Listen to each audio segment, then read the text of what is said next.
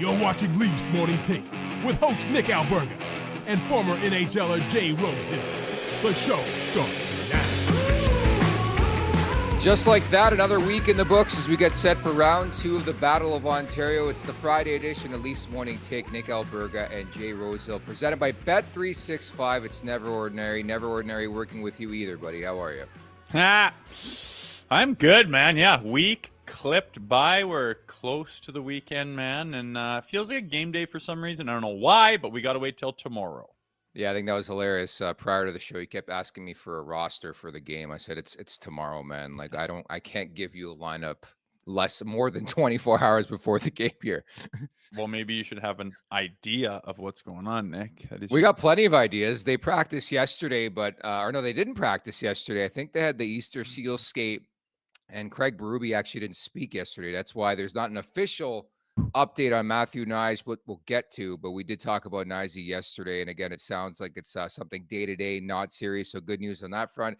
Open account with Bet365 today and bet on a huge range of markets, whatever the moment. It's never ordinary at Bet365. Use code NATION, all in uppercase today. That's NATION, N-A-T-I-O-N. Our Super Chat charity partner this season is Sick Kids.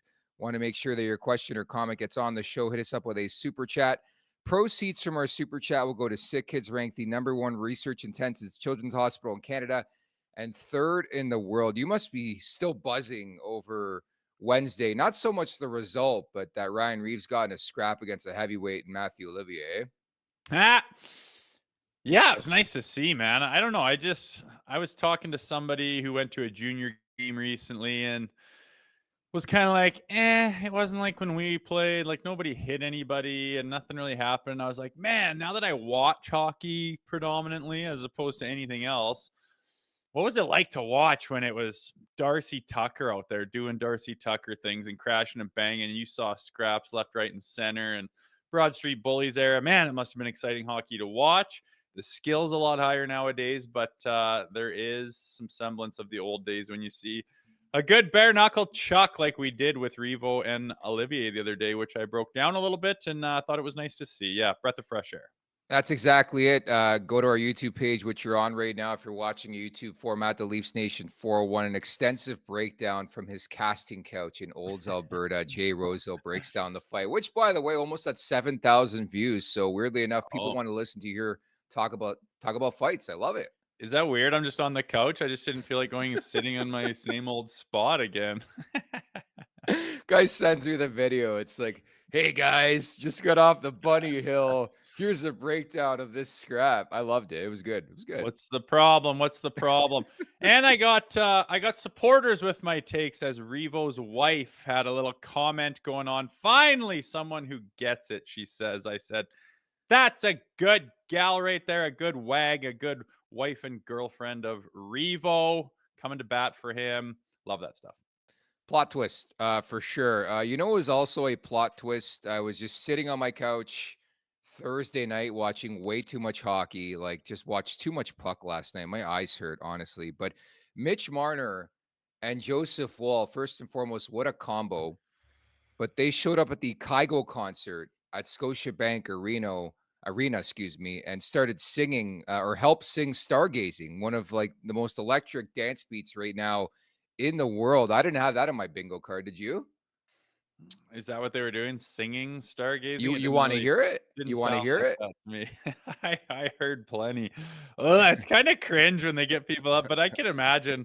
I mean, those guys are used to being in front of people, but when you're on a concert stage, I can imagine it's quite a bit different. And you got one of the shy ones with Woolsey up there. He did great, but Mitch doing Mitchy things as he kind of wants to be a pop culture icon. But I don't know. Personally, maybe I'm old. It's a little bit cringe when I see that stuff. I don't know who the hell Kygo is either. So whatever. Good for the kids. They're having fun. I like it. Stay off the drugs. Stay in school. Way to go. Have fun. That was the most Don Cherry comment after. I don't even know who Kygo is. Whatever. Kids doing great. No, I thought it was cool. I think there's this cool factor to Joseph Woll and Mitch Marner, and I think it's always good to get that crossover, right? The crowd is going nuts. Like, I think it's a really good PR hit for the team whenever you can sort of galvanize a crowd the way they did. Like, that crowd way louder at Scotiabank Arena than it was the other day. I was curious to get your thoughts on Austin Matthews. Poppy, man, very un-Tavares like in calling out the home crowd after that scrap, but he was so right. How do you not get fired up? Great tilt too. Yeah, good. I don't mind that. I don't think if you think something and feel something, I don't think you should have to tiptoe around it, whether you're in the Toronto market or not. And I didn't think there was a damn thing wrong with what he said. It's been a story for a long time, and the kids' night and everything else, and you'd think it'd be a little more fired up seeing that first kind of scrap of Reaves and a big one. And, he said the bench was fired up. It was a momentum changer. You would think that barn would be rocking and rolling and you would have a palpable lurch in the intensity in the arena. And it clearly didn't happen enough for him to mention it. Is he ripping the crowd as he turned on? Like, shut up. Don't do that media spin BS. He said what he said because it was true. It's not a big deal. It's not more than it was. He just said, yeah, I thought I'd fire up the crowd a little bit more. It sure didn't. It sure is quiet in there. Maybe a little reminder to try to get people going. And, I've seen videos of guys trying to fire up the crowd, and it's just everyone just sits and looks at them. It's just, I don't know. It's the Toronto mentality. They're too cool, I guess. Everyone says it's the business suits and stuff, but you're looking and I don't know. It's just not conducive to the Toronto crowd to be rocking and rolling. I know it's possible. I know it's not the building. It's not the microphones. I've seen it loud. I've heard it loud. It's just not very often. And he mentioned it, which I have no problem with. Are we giving Austin Matthews too much credit for coming out after being blown out by Columbus 5-1, and that's sort of what he leads with? Like, do you think there was a purpose to that? Do you think he learned from John Tavares? Because I think it's a unique way to look at it. Like, if you recall, Thursday, the brunt of the focus, the conversation was about that and not so much you got hammered by Columbus again. Yeah, true. It's a way to sweep it under the carpet, focus the light elsewhere, which I think he did masterfully. And yeah, I don't know. The Leafs didn't. I didn't notice a lot of heat being put towards them. It was what it was. Honestly, I think that the score wasn't indicative of the play. I thought they played decently enough and didn't quite get the saves or whatever. I'm sure you broke it down, but it's not one of those pull your hair out moments. And after a 3-game heater that they were on where Austin himself as hot as could be, Willie's doing Willie things, Mitch is up there at the top of the league. Like no one's going crazy. We're waiting for Stoli to get back. I think that it was just kind of a nice change that you had an ugly looking loss, especially on paper, and no one was, burning things down for a change. I need you to be straight with me. So if the playoffs start tomorrow and it's the Maple Leafs and the Columbus Blue Jackets, what's your stress level look like? Like, are you just chilling? You're on a beach in Maui somewhere, or are you just starting to feel it a bit like in Toronto this week where it's minus 30?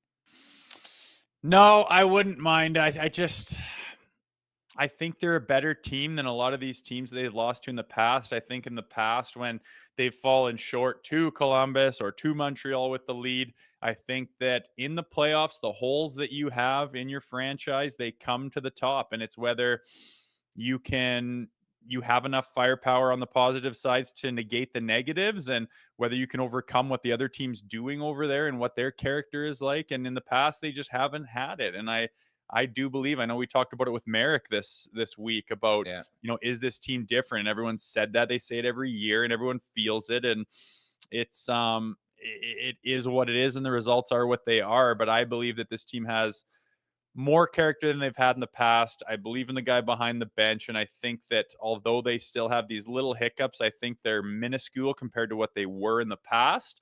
And I do not think I would be hitting any sort of panic button if we went against Columbus in the playoffs. I'll be frank with you, and I always have been since day one. It's the playoffs. It's round one. Regardless of the opponent, I will be feeling the heat day one of the playoffs because I know this is this is for real again. Like that. This is when all the conversation, it's put up or shut up time. All that convo goes to bed, and we just figure out once and for all what this team truly is. But again, I'm jaded. I have PTSD. I've covered this team the last couple of years. They've lost to Columbus. Again, you know the whole spiel. Like, I'm not going to bring it up again, but this is more about Toronto rising up to the occasion in the playoffs than it is the opponent. I'll leave it at that. I don't care who they play, Rosie. They can play Boston, Florida, Tampa. The Leafs are good enough to beat anybody in this league, in my opinion. Yeah, and I would prefer that they play a team that they are statistically and physically better than in every category to give them the best chance to win. That's just common sense. But the reason people feel like that is like this is the bed that they have to lay in. This is Yep. what they've created as an organization. They can have the great regular seasons, but when you have constantly fallen short in all kinds of different spectacular ways, sometimes it's egregiously bad. Sometimes it's just about there at a game 7, overtime, this, that, the other thing. If you just don't get it done, people, I mean, I'm going to feel it. It's as exciting of a time of the year that you can get. And I've done it a few times, especially doing this show, done it as a player. But when the playoffs come, it's like, oh my God, here we go. Like we're actually going to drop the puck and it's real bullets. It's a 7-game series. Winner moves on, losers done, season finished, failure. And it's very intense. And with the market behind Toronto and with the history of losing in the playoffs, it just becomes a bigger and bigger deal until they break through. And that's the added pressure. That's what it's like playing in Toronto. And like I said, that's the situation they've put themselves in. Sorry, there's a development in our chat that I've been tracking during this conversation, and somebody suggested they ban fighting in hockey, Oh which is man. a intriguing take. Strut Juck, I guess, is his handle. Pretty decent handle, in my opinion. But if you get rid of fighting, clean hits won't be followed by nonsense. Imagine people fought after hits in the NFL. LMAO. I guess this got to be an Oilers guy because again, that's a whole other circus. Watching that game last night, 5'4" Connor Garland causing turmoil in Edmonton, dude. I just sat there. I'm like, this over a bear hug. Go watch hockey in the '90s, man. Isn't that wild that was that big of like Edmonton shot Dude, they're themselves in the so angry. foot They put being again, we talked about the dummies. statement too, right? Seriously, so dumb, so dumb. Like, I know he's your best player. You still have Leon. You're still doing fine. Like, take your lumps.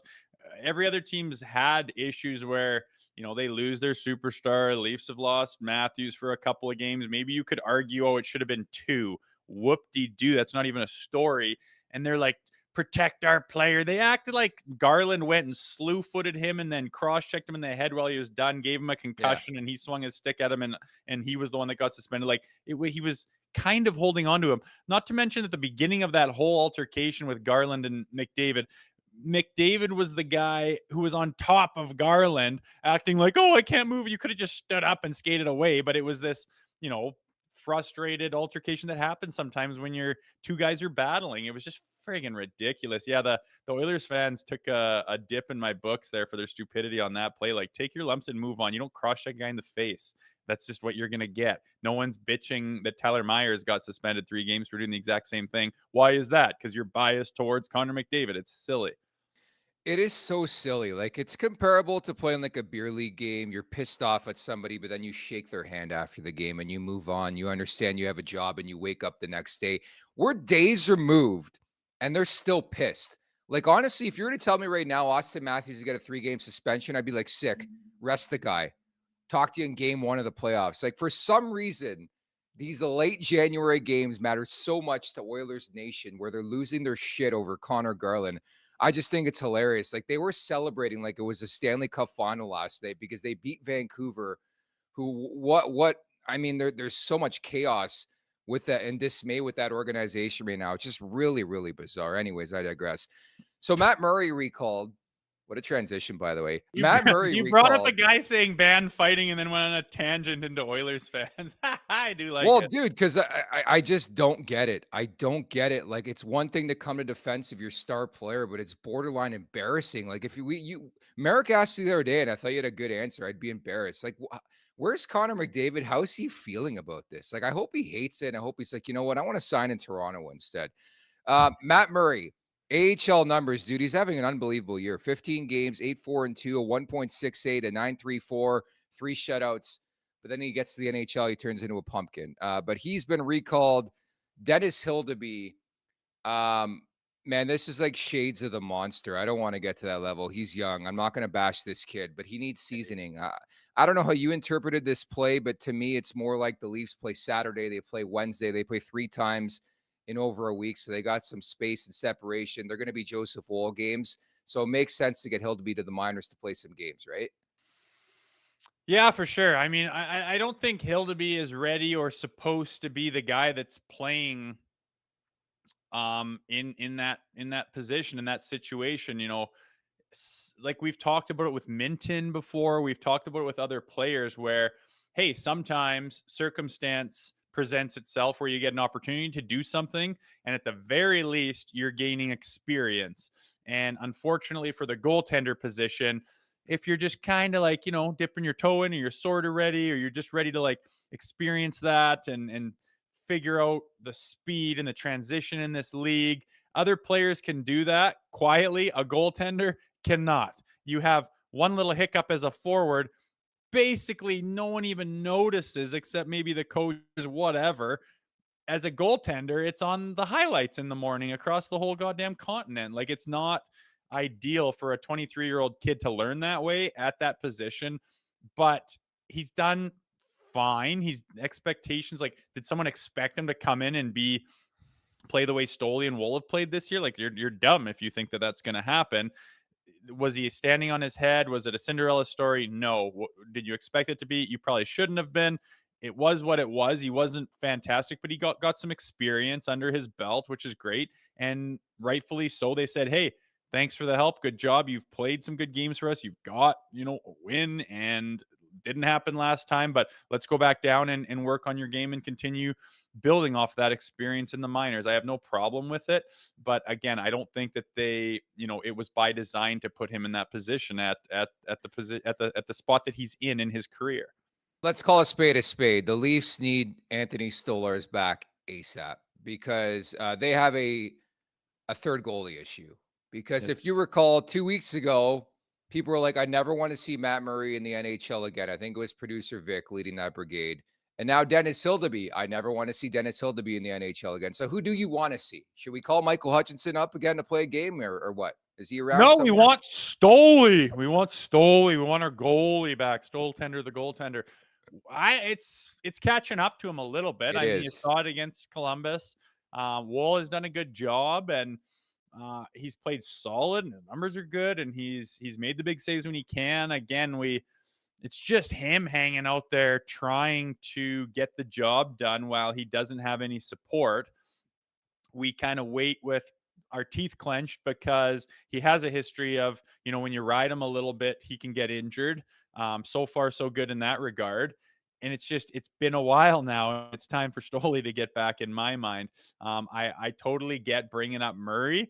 You can chirp him and everything. He was brought here to be like the savior. Like, I think, and he could play before when he first got to Toronto, right? Yeah. And no, that wasn't the spot for him.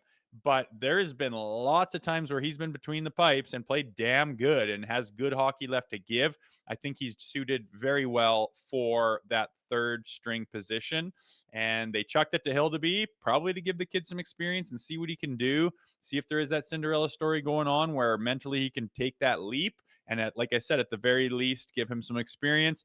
Great, he got it. Move on and get Murray in there, and I think he's capable. And if they need to use him, they will. And I wouldn't be surprised if he does just fine. So I think they're okay in that situation, and it's not like some emergency panic recall or anything. It's just, now we're going to go to our other quote unquote third goaltender who's got a lot of experience and has shown that he can handle himself.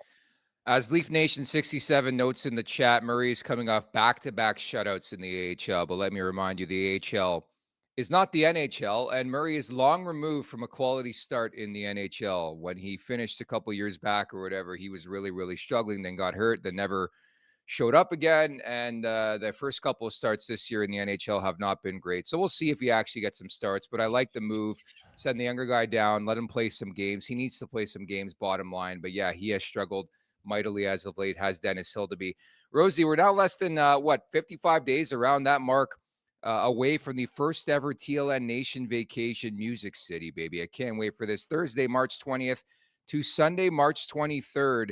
We're going to do some live podcasting. Of course, the big draw is the Toronto-Nashville game on the Saturday. What a couple of huge victories for Nashville this week. They're not going to make the playoffs, but two wild games against San Jose. And we're going to do, again, some podcasting at the Love and Exile Winery and Bar in East Nashville. So looking forward to this trip, bud. I know. I really am too. I've started to talk to some buddies who are going to be on board to come, just working on some scheduling issues. But my one buddy's even threatening to cheer for the Predators. I'm like, if you want to get beat up on the trip, you can go ahead and do that, buddy. We're going to have some diehard Leafs fans there, but looking forward to it for all the reasons mentioned, man. There's going to be some off campus activities. There's going to be some Broadway action. We're going to be doing all kinds of stuff, and that includes probably the highlight of the trip, which will be front and center at the Preds Leafs game, which I'm pretty pumped about.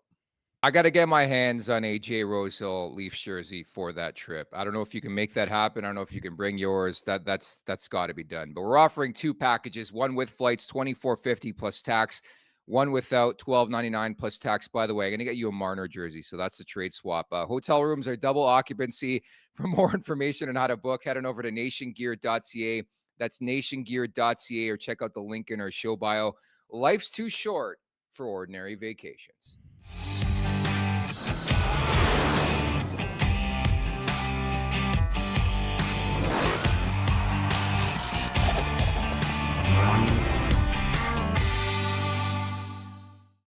I won't lie, you have me fired up for today's show. So you roll in wearing a sweatshirt. Like you came from a workout. You got the protein shake cooking here. Like you're feeling good, aren't you? The hockey fights hoodie here too. It's a little pre-workout going Oh, on. it's a Yeah, pre-workout. I'm Okay. back in the saddle with doing some physical activity, and I don't know, I was just rocking this thing this morning. It was warm. The wind is blowing today. It's not as cold as out where you are. Surprise, surprise. But yeah, I'm gonna hit the gym after this, and I'm trying to stay healthy in the year. I will turn 40 here in the summertime. Crazy. Completely unrelated. And I get it's 2025, but I'm gonna have to pull out a bank loan to pay for like stuff for the gym, like protein, pre-workout, BCA. Like, have you seen how expensive it's gotten? Like, I got a 4-pound tub yesterday of protein. It was like $100, Really? and I got a discount with that.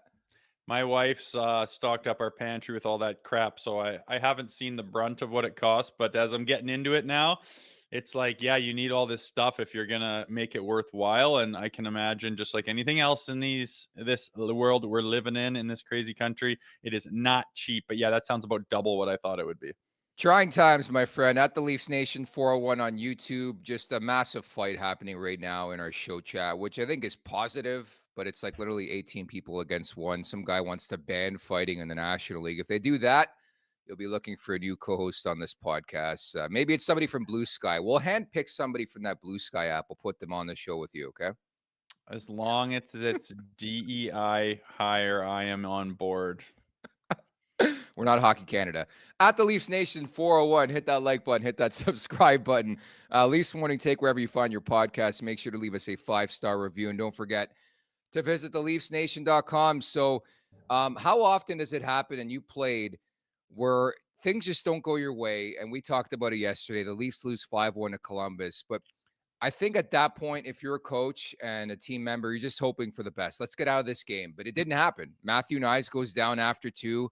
Doesn't return, but as we alluded to on yesterday's pod, and we'll hear more at practice today, day-to-day knee injury, from what I've been told, hasn't been ruled out for the game against Ottawa, which is good news. But it's always scary when an important player goes down, regardless of who it is. Mind you, nobody's really talking about John Tavares. They've won 3 of 4 without the former captain. Yeah, I was gonna say that's 2 high-end forwards that are down at the moment. We'll see what the report is on Matthew Nyes, or if you want to call it a report on injuries from the Maple Leafs. I think that term's used pretty loosely with them, but we'll see where they're at. But they've been riddled with injuries all year long, dude.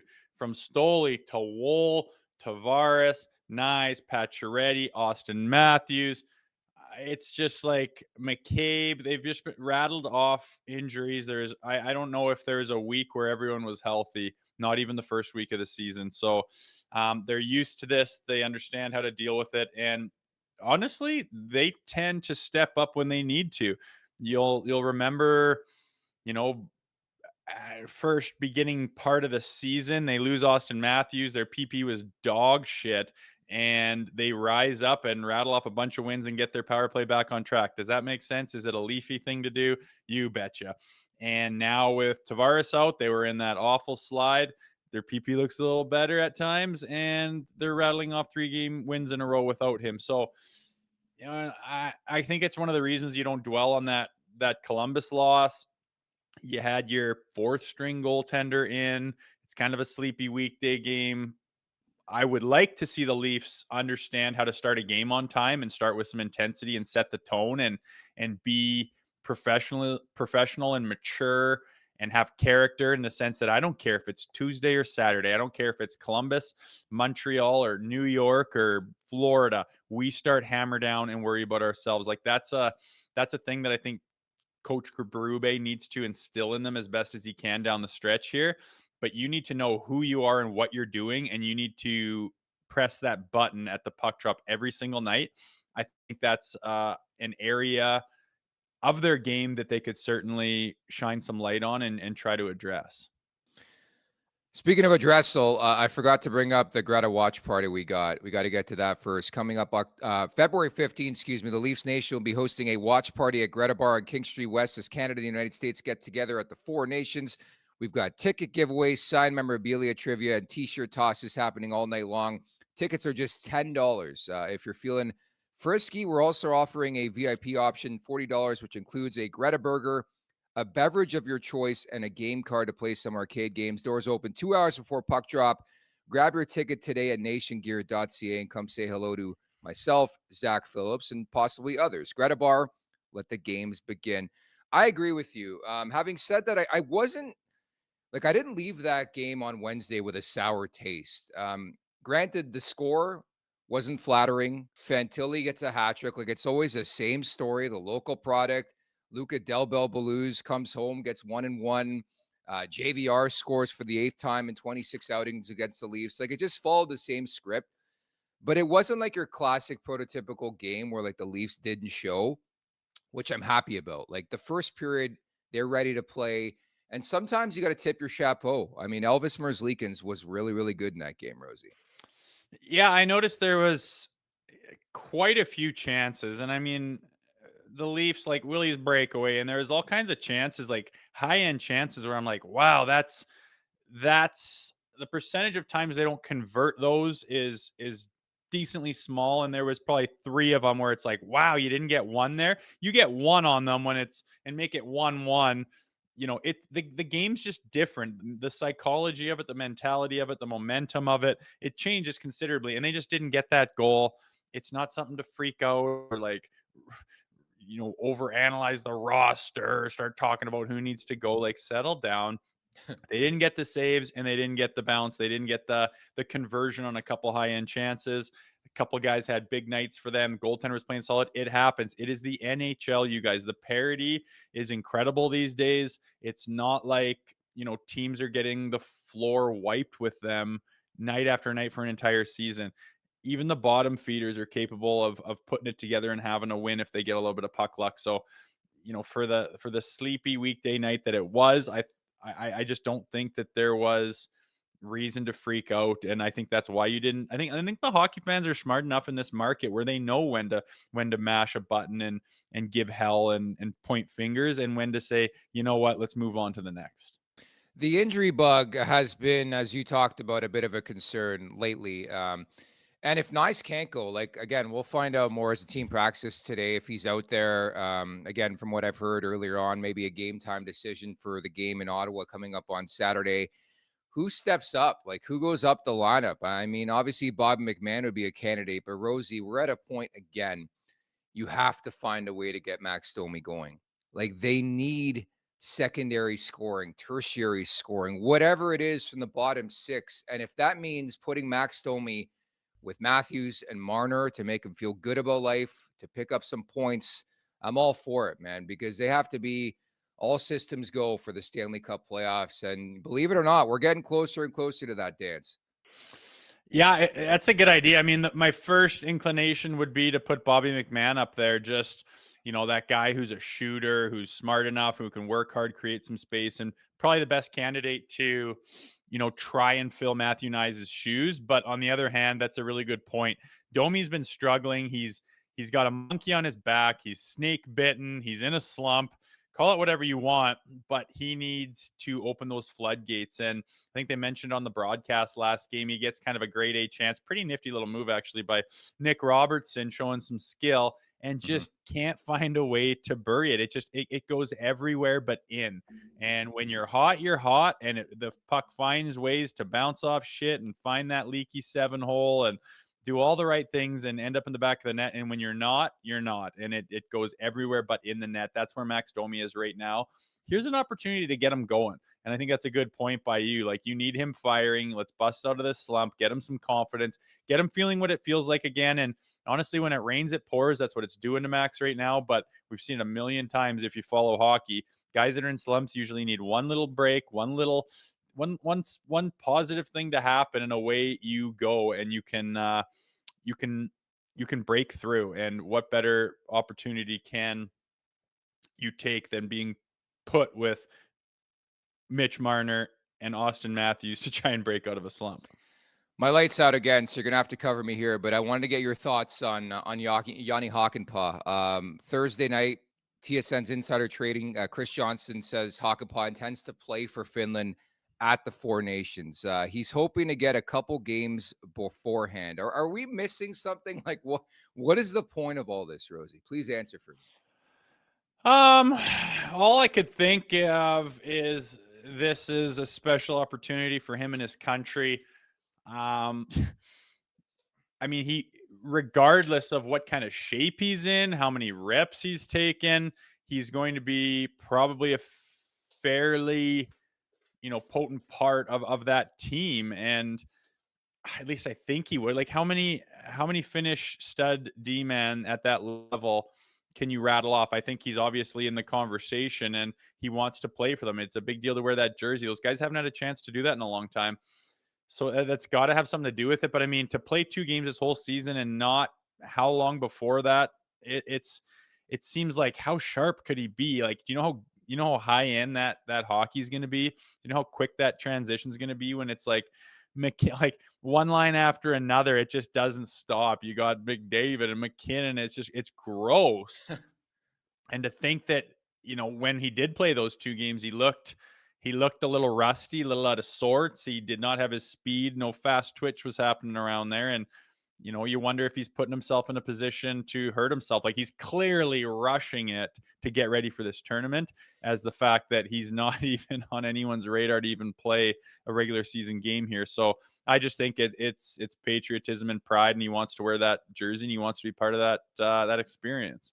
Because you're right. This is not an AHL conditioning stint. Like, it's one thing to go down to the A, play a couple games. This is best on best. This is 4 nations, 4 super nations, without Russia there and other nations, of course. But like, this is best on best. Like, you're gonna look and be like, oh shit, here comes McDavid, here comes Marner, here comes Braden Point. It's like, how I think it's a recipe for disaster. Like, I mentioned the numbers earlier this week in an article for the LeafsNation.com, where you should check out right now. But he has played 2 NHL games, Rosie, in the last 313 days. Think about that. And now he's going to go play a best on best tournament. Like, please, I maybe I'm the minority on this. I just think it's so bizarre. It's weird that, like, this is a magic date that we're looking at for Jani Hakanpaa. He's played 2 games the Leaf. You paid him money. I think the fortunate thing is it's a 1-year contract. You can move on after this, but it's a head scratcher.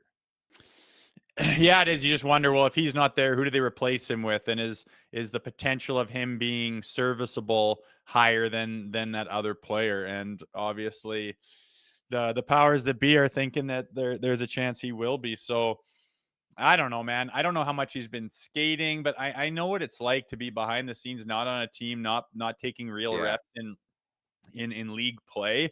And you just can't replicate it.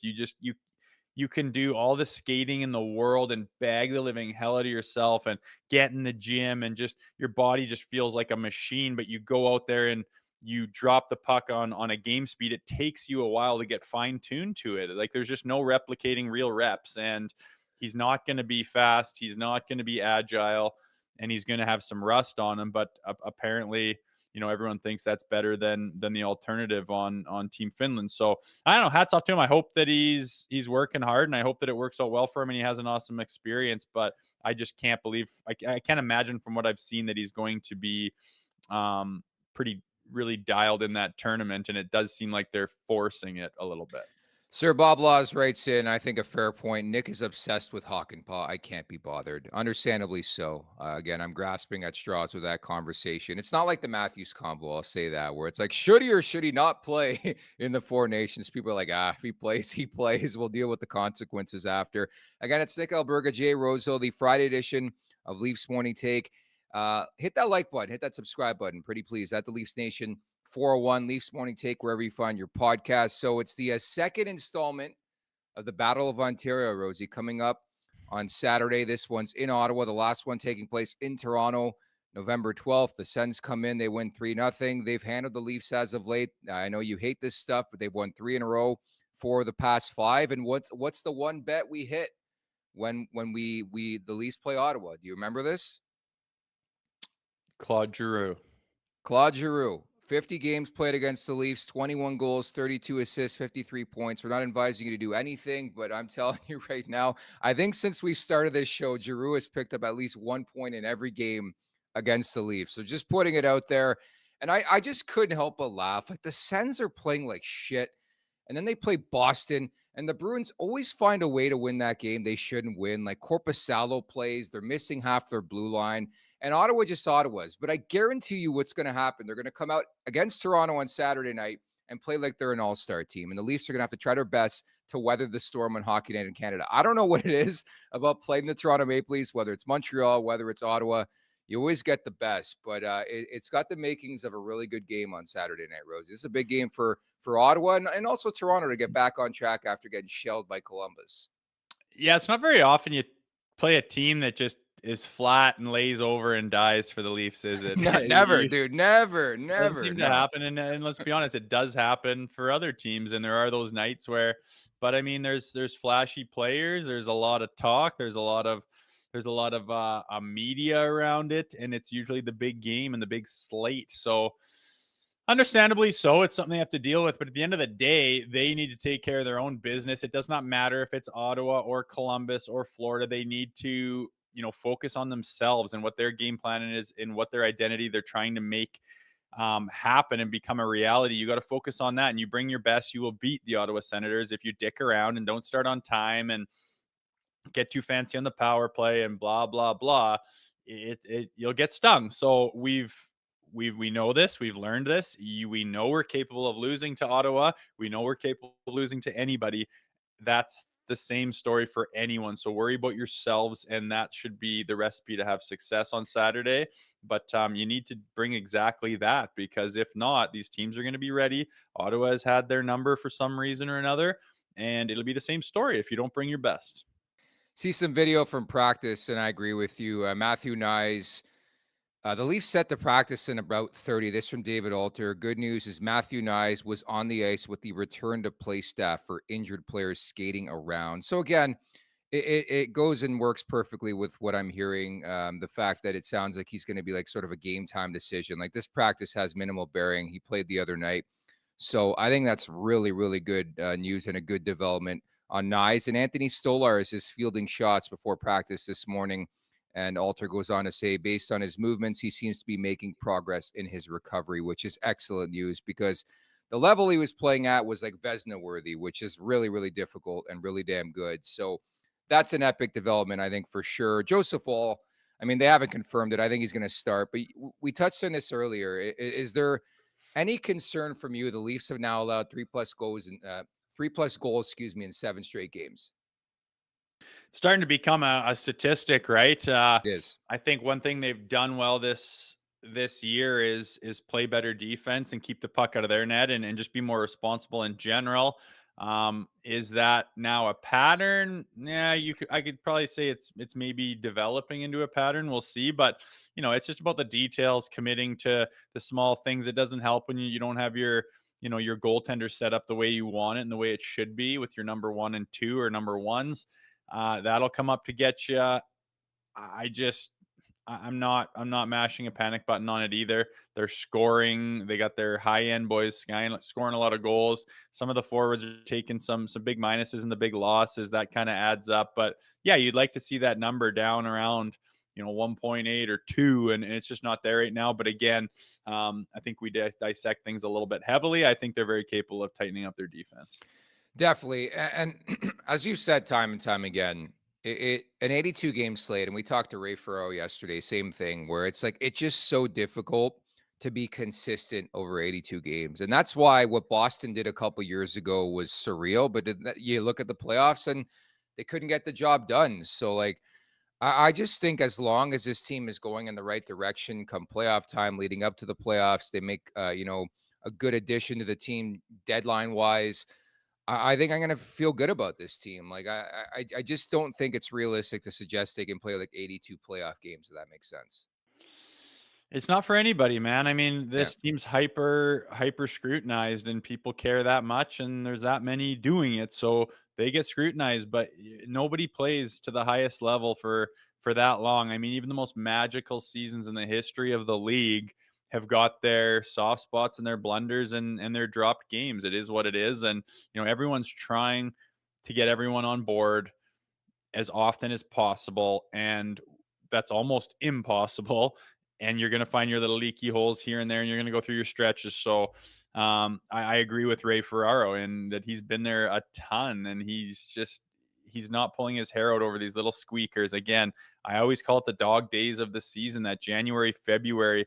It's almost like a time mentally to take a breath and have a little reset and think about your body a little bit and your energy levels. And during that, the season doesn't let up. The games are coming, and you're going to have your little flounders here and there. It doesn't make me panic, to be honest. I'm right there with you. Hit that like button, hit that subscribe button at the Leafs Nation 401. Zach Phillips is just going at it in this chat right now. Like he's talking expected goal percentage. Like he is analytics horny on this Friday morning. Like this guy is ramping up for a Friday night at Greta. You can tell. Like he is. Well, I've seen his betting slip before. He gets deep into the weeds on it. Horny. So maybe people should listen to him. He does his homework. You talk about being horny for a betting slate, man. Phillips, dude. He hits though. He hits. Curious, Zach, if you're watching, you are watching. What are some plays for Saturday? We'd love to know. I think the other thing I'm going to play is Austin Matthews. Like this guy is just cooking again. A 5-game goal streak, 9 goals in 10 games. I don't know if you've seen this, but it sparked the debate. Who finishes with more goals this season, Nylander or Matthews? And I think it's an honest debate because Austin Matthews is a freak of nature, Rosie. I know he's missed so much time and gave everyone else such a head start, but it depends what clip he goes at. I don't see Willie, really falling off too much. He went through, I guess you could call that a little bit of a drought, I guess, where he hadn't scored in a little while. And then in Willie's style, he makes some offhanded comments that would normally get a guy in a lot of trouble in this market, and then he buries a bunch. It's Willie's style. I don't know who's going to win that thing. I think probably you give it to Willie. I hope that Austin doesn't go on this freakish tear. And I don't know. I'm just seeing shades of last season where he's trying to get to 70 and he's somewhat injured and maybe should have taken some rest and didn't, and then ended up missing most important game of the playoffs. Like, I don't want to see any of that shit again. I don't care what their numbers are. I just care how much they're gelling with each other. I want him on long-term IR, and I want to go get every player possible. Does that work for you? Yeah, it's cheap. All right, let's play Take It or Leaf It. Ready? Okay. By now, everybody knows about this gimmick on this show. The only gimmick we have, yes, is Take It, Leaf It. No. The Leafs will acquire a top 4D between now and the March 7th trade deadline. Take it or leaf it, Jay Rosehill. I think Tree wants to make things happen. I think he's capable of making things happen. I think that's one of his areas he wants to attack, along with some depth at center. And I think he will make more than one move, or at least he certainly wants to. So I'm going to take it. I'm going to leaf it. I just think in this cap world, it's so difficult to get business done. We've talked about this ad nauseum. So you want a defenseman, you want a center. What are you giving up? If it's not going to be Cowan, it's not going to be Minton. They got issues with draft picks and all that. You don't want to deal goalies. Like, what are you dealing? A 6th round pick for Brock Nelson just doesn't work that way. So I think in a perfect world, I'm looking for a 5 to 7 defenseman. I just think Morgan Riley's struggles have opened the door for this, but I'm going to leaf it because it's just a numbers game. Unless something weird happens where you could put somebody on LTIR for the balance of the year and get ready for the playoffs. But numbers, it's got to be cash in, cash out. That's why Nick Robertson's name's out there again via trade, right? Yeah, and I guess I didn't really caveat that. I think they'll add a defenseman. I agree. I think it's gonna be very difficult to get a high end top pairing defenseman. I don't even think that's possible. Yeah. I'm looking for that guy to kind of step in there at that number 5-6 spot, to be honest. I think that's gonna be difficult enough, but I think he's gonna find a way. Tree Living loves to work his magic. The wording on take it or leave it is next level. It's not That's Blue Jays right. missing out on free agents next level, but it's next level. Number 2, Morgan Riley will not play out the duration of his contract with the Maple Leafs. He has 5 years left at $7.5 million per season. Take it or leave it. Who dog? Yeah, I mean, I know Morgan Riley is close to the hearts of a lot of fans in this market. There's no question about that. And I think because of that, he has managed to deflect a lot of criticism due to his play this year. It's not good. He's supposed to be this offensive defenseman, and if not, then makes up for it with all his defensive prowess, and he doesn't have either of them going. He doesn't look good night to night, and if he continues to decline at this rate with 5 years left at $7.5 million, there's not a chance he's going to stay in Toronto. They're going to move him with retained salary and get him, to open up another spot. And I think he's the longest serving Maple Leaf to this point in time. And like I said, a lot of people are big fans of Morgan Riley for a lot of different reasons, but his play specifically is declining. And I hope that he figures it out and rights the ship. But if it continues in the direction it is, there's not a chance he lasts 5 more years. I would normally say take it, but he controls his own destiny, right? And if Morgan Riley doesn't want to move, he's not moving. And I think you're so right. Like, I think if there's one guy who's been able to deflect or channel the negativity and the ups and downs of being a Maple Leaf, it is Morgan Riley. And for the fact that he hasn't looked the same this year, I like the fact that he's a playoff performer. I like the fact that, at least optically, it doesn't bother him. Like, he just doesn't bitch. Like, I just think he's your prototypical workhorse, just goes to work, does his thing, understands the game, very John Tavares like. So I'm gonna go with leave it. And if he shows up in the playoffs and has a monster, guess Yeah. who remembers the fact he's kind of floundering this regular season? Nobody. So that's also a very, very realistic possibility. Full Mel Lastman on that. Nobody. Yeah, you're right. It's got that feel, certainly, I think, with a guy like Riley, but certainly had to bring that up considering his struggles as of late. Number 3, Dennis Hildeby has made his final appearance for the Leafs this season. Take it or leave it.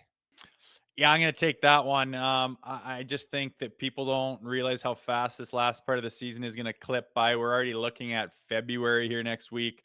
It's coming hot and heavy, and I don't think there's even going to be an opportunity to get him back there. They're going to go with Murray, and then Stolarz is going to be healthy, and there won't be enough runway to get him back in, and he's got his taste, and it went how it went, and I think he's going to have to wait till next year to get more time in this league.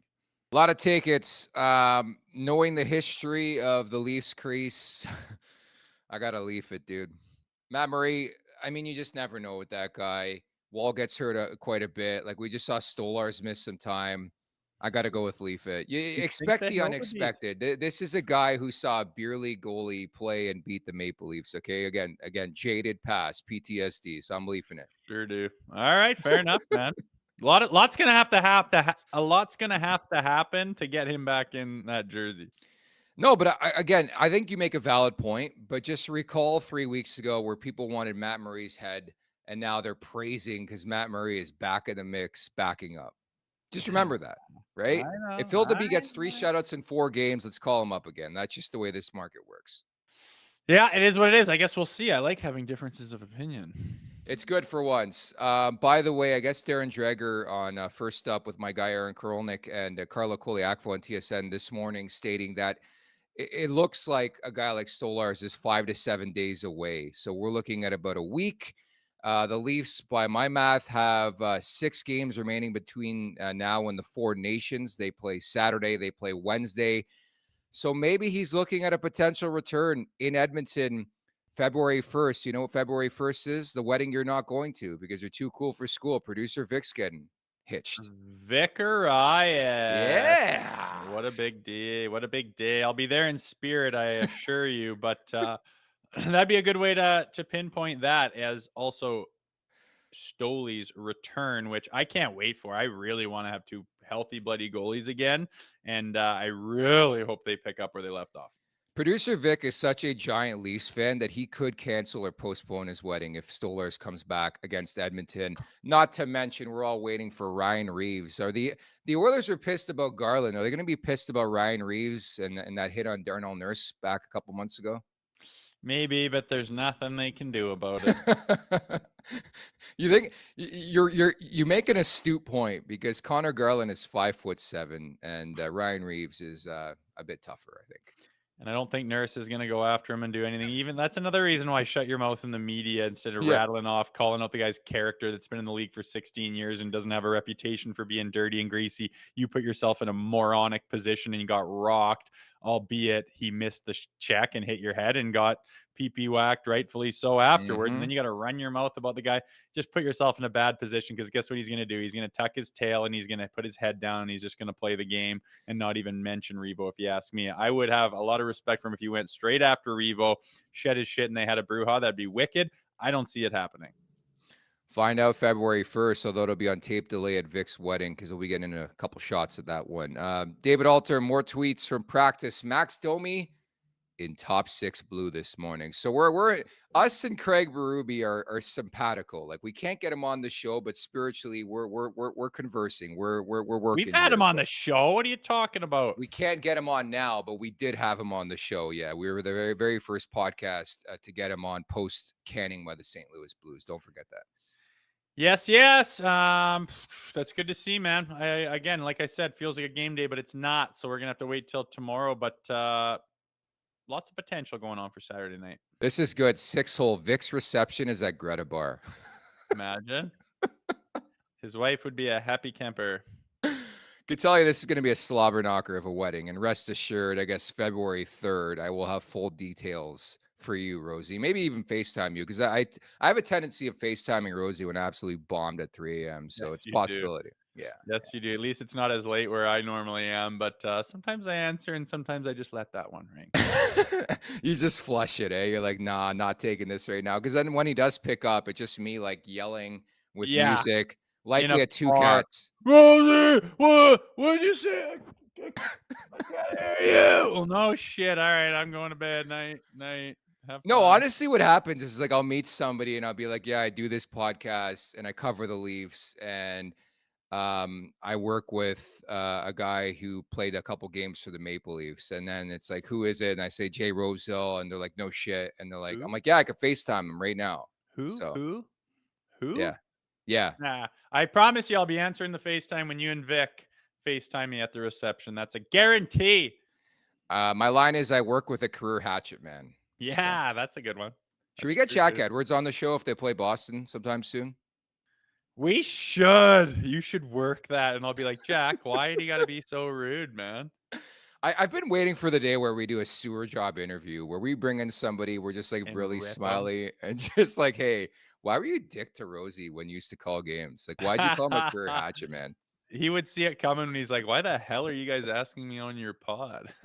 I think that's why Andrew Raycroft, like, will just like, he flushes my text, like, won't come on. I honestly get it to an extent because he's probably like, these guys want to ask me about the infamous trade and I don't want to answer the question. And he's sad that I buried my first pro goal against him in the American League from the point. Zong. People don't forget, Andrew. People don't forget. Nobody forgets anything. You scored 5.5 times in the NHL. The first one being on who? Future Hall of Famer. LeafsForever. Stanley Cup reigning champions at the time. Hell, Wow. it was easy. It's easy. He probably cried himself to sleep that night. It's time for the last call, brought to you by Bet365. Open an account with Bet365 today and bet on a huge range of markets, whatever the moment. It's never ordinary at Bet365. Use code NATION, all in uppercase today. That's NATION, N-A-T-I-O-N. Zach Phillips piped in the chat earlier on. I saw it. He likes former Mississauga Steelhead, now Brampton Steelheads, by the way. Owen Tippett, ATG. I think it's at around plus 350 or plus 250. He likes that number tonight for a Tippett tuck. Cool. I'm going to the Philadelphia Flyers there. Okay. And I'm going Travis Konechny, ATG. I think it's plus 220 or 250 or something for no other reason other than I like that kid and he's got jam. Love jam on this show. There's no doubt about that. I'm going to go with a Matthews ATG. Got to ride that hot hand. And Zach's saying tomorrow. Plus You got to pick Tippett. a game tonight. I guess we can do tomorrow's game, hey? Tonight, I did a bet earlier on over at Bet365. I like Lightning in regulation. I'm going to combo it with the Jets in regulation. I know that there's not much juice there, but I think there's a bit of value because I expect victories on both fronts, Rosie. So great job today. Coming up Monday, we're going to recap this one, the Battle of Ontario round 2. Hopefully the Leafs score a goal this time. Maybe you ride Claude Giroux. We talked about that. I think I'll be playing the Giroux point prop. I'm going to play the Giroux ATG, but we hate to bet against the Leafs on this podcast for sure. And a lot of content coming your way next week. Only 2 games, very light. So make sure you're ready to talk, okay? I will be ready to talk, and I will be here with bells on, and we're going to be happy and positive, and Stoley's going to be back next week, so I'm pumped. By the way, planning on getting pinned tonight, so around 1:30 a.m. Eastern time, probably getting a FaceTime. I'll just put it out there. Well, I got an 8 a.m. game an hour away with U9, god damn it. So we'll see where I'm at that point in time. Okay, fair enough. We'll reconvene later. Thank you to everybody in the chat. Very lively today for the dude who wants to ban fighting. You are welcome back, but please have better takes next time. That's all we ask He for. probably got rinsed in this chat. We like our chat. No nonsense. Appreciate it. Have a good weekend, everybody.